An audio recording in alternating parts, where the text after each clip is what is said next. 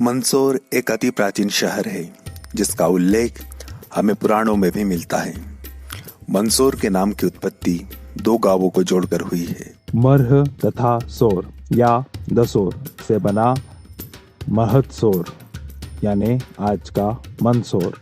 इसका प्राचीन नाम दशापुरा भी था, जिसका अर्थ 10 पुरियों का नगर।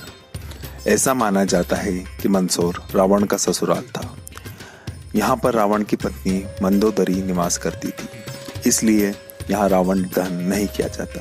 मंदसौर के शुरुआती इतिहास का प्रमाण हमें 4वीं सदी से मिलना प्रारंभ होता है, जब यहाँ पर ओलीकरा राजवंश का राज था। ओलीकरा प्राचीन भारत का एक मौर्यकालीन कुल था, जिसका राज 4वीं सदी से 6वीं सदी तक था। यह गुप्त वंश के राजाओं के सामंत थे। यह एक हिंदू राजवंश था जिसने कई सारे मंदिर बनवाए जो कि सूर्य, शिव तथा विष्णु को समर्पित थे। इसके साथ इन्होंने कई बौद्ध धर्मस्थलियों का भी निर्माण किया। इस राजवंश के प्रमुख राजा जिन्होंने मंदसौर पर राज किया उनके नाम हैं जयावर्मा, सिंहवर्मा, नरावर्मा, विश्ववर्मा एवं बंधुवर्मा। सन 1983 में मिले रिस्थल के शिलालेख से एक और राजवंश की जानकारी मिलती है, जिनमें राजा धूम्रवर्धन, जयावर्धन, अजितवर्धन तथा प्रकाश धर्मा प्रमुख थे। इसी कुल के महान प्रतापी राजा सम्राट यशोधर्मा भी थे, जिन्होंने ऊणों के राजा मिहिरकुला को हराकर मालवा को मुक्त किया और यहीं से ओलीकरा राजवंश मालवा में समाप्त हो जाता है। इनके बाद कोई अन्य प्रतापी राजा ओलीकरा राजवंश में नहीं आता।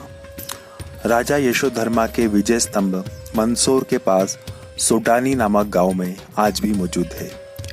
मंदसौर में मिले शिलालेख के अनुसार राजा यशोधर्मा का राज उत्तर में हिमालय से लेकर दक्षिण में महेंद्रगिरी यानी ओडिशा तक था, पूर्व में ब्रह्मपुत्रा से पश्चिम में हिंद महासागर तक। इनके काल में मंदसौर का नाम दशापुरा था।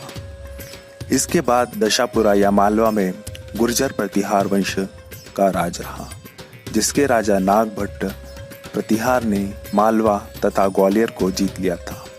सन 738 में नागभट्ट ने अरबों के भारत में आक्रमण को रोका, जो कि सिंध में आकर बसे थे।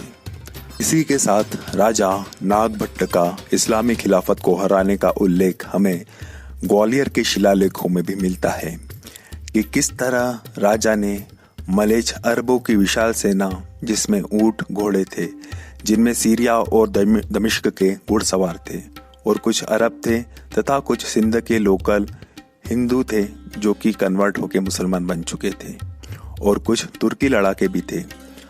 अरब इतिहासकार सुलेमान ने भी इसका उल्लेख किया है।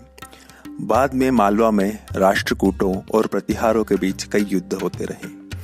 अब बात करें मध्य युग की, तो इस काल में मंदसौर मेवाड़ और मालवा की सीमा पर स्थित था, जो कि काफी महत्वपूर्ण इलाका था।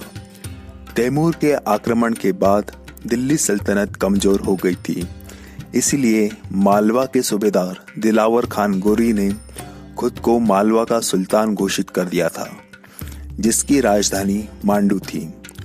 उसके बाद उसका बेटा होशंग शाह मांडू का सुल्तान बना, जिसने मंदसौर में एक किला बनवाया था सन 1405 से 1435 के मध्य। सन 1519 में राणा संग्राम सिंह उर्फ राणा सांगा ने इस किले को जीत लिया और अशोक कमल राजपूत को यहाँ का किलेदार बनाया। सन 1535 में हुमायूं भी इस किले में आकर रुका था। फिर शेर शाह सूरी ने सरदार खान को इस किले का किलेदार बनाया था। अकबर के समय मंदसौर को सरकार की हैसियत दी गई थी। सन 1733 में मालवा के मुगल सूबेदार सवाई जय सिंह ने इस किले पर आक्रमण किया, परंतु मराठों ने उन्हें हरा दिया और यह किला मराठा राज में आ गया। सन 1818 में तीसरे एंग्लो मराठा वॉर के बाद हुई संधि के बाद मंदसौर ब्रिटिश राज में आ गया। अंग्रेजों के समय मंदसौर ग्वालियर स्टेट का एक हिस्सा बन गया और उसी के बाद यह आज़ाद भारत का एक हिस्सा बना। अगर हम और प्राचीन इतिहास की बात करें तो मंदसौर का उल्लेख हमें कालिदास द्वारा लिखित मेघदूत में मिलता है। मेघदूत में कालिदास यह बताते हैं कि किस तरह यहाँ पे दशापुरा की जो स्त्रियां हैं उनकी आंखें कितनी मोहक है। आपको ये एपिसोड कैसा लगा हमें ज़रूर बताइए और इसी तरह के और वीडियो देखने के लिए हमारे चैनल को सब्सक्राइब कीजिए और कमेंट में अपनी राय देना ना भूलें।